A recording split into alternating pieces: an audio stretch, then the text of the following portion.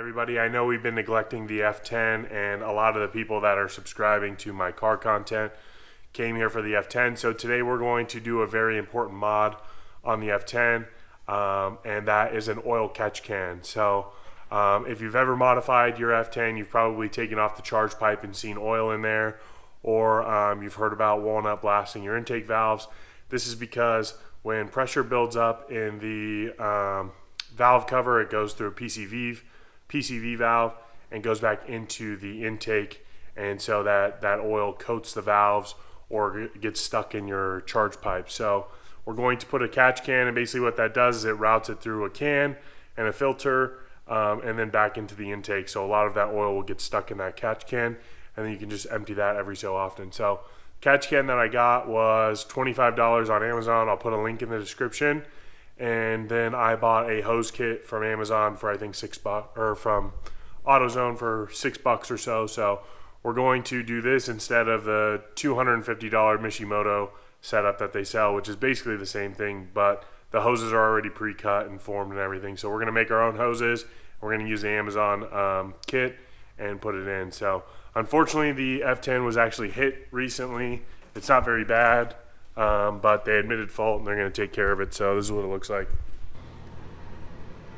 I don't know if you can see that right there, the way the light reflects off, and then up here it's kind of folded in a little bit. So it's backed into while it was parked, but everything else with the F10 is all good. So we're going to start off by taking off the PCV hose, because we're going to use that to make our new hoses for the catch can. It's a little dirty in here and it needs a good cleaning, but we'll get this started. So the first thing we're going to do is we're going to take off this engine cover, and then we're going to take off that PCV hose.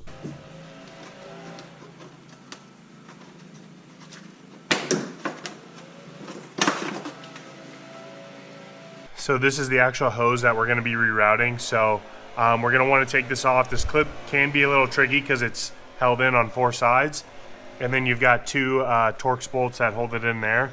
But basically what we're going to do is we're going to route this around here, and we're going to place the oil catch can right here, and then we're going to route the hose back in to go into that fitting. So let's remove this hose, and then we can save these fittings on here.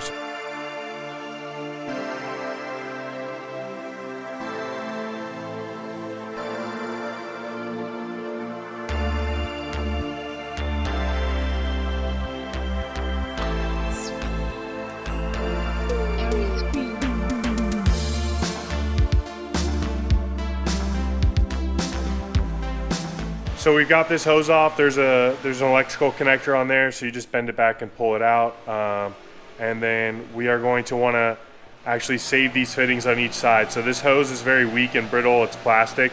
So what we're going to do is I'm just going to try to cut it off with a razor and see if that works. If not, I will use a heat gun and try to melt it off. But we want to use these fittings on each side. Sorry for the mess. I'm in the middle of doing rod bearings, but what we're going to do is I'm just going to try to lightly score this. So what I did is I just scored it right here, and I was able to break this fitting free, because we're going to want to connect our rubber hose to this. So I'm going to do the same thing to this other side.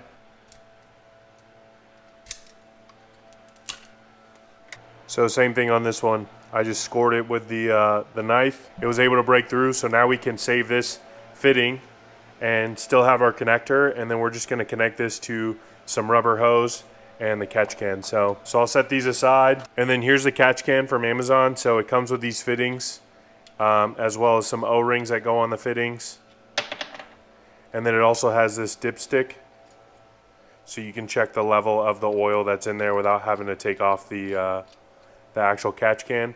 And then it comes with this mounting bracket right here. So I'm not sure what we're going to use to mount it, but we'll figure that out right now. So it looks like there's a hole right here already that we could possibly mount off of.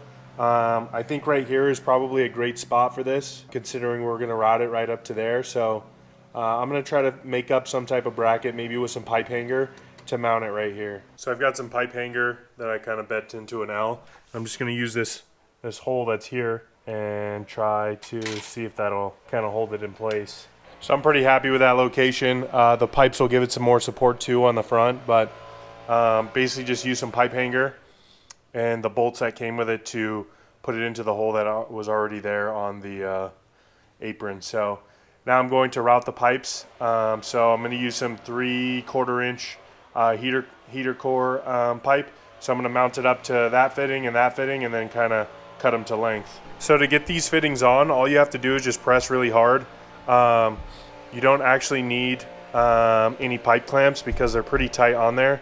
So you'll just squeeze it onto there, and then it can clip back on. So that's what it'll look like when it's on there, and it's on there pretty snug. So given the pressure that the PCV sees, I doubt this will go anywhere. So for this one, our goal will be to route it in right here and then onto the catch can. So I'm gonna cut this right about here, and then I'll start mounting on the fittings here. So now I'm gonna install these fittings here that go on the oil catch can. It comes with the Teflon tape, and then you're gonna wanna put one of the O-rings on there too, and then just thread it in. So I'm gonna do that for both sides, and then we'll get the hoses mounted up.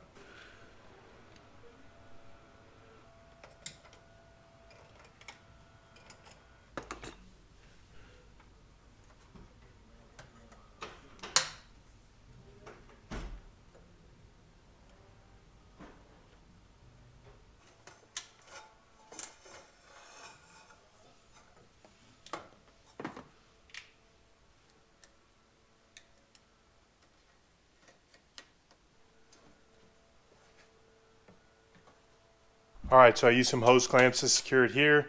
No hose clamps were needed there or on the other side. I put the 2 bolts back in and connected the electrical connection. So now we'll just put the engine cover back on, and we're ready to give it a start.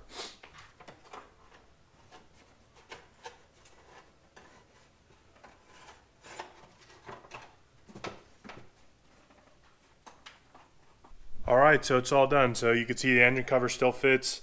The hose kind of route in those little spots, and the catch can's mounted. So it's you know, pretty inconspicuous. It doesn't look, you know, too flashy or anything. So I totally recommend this, especially if that pipe breaks for you.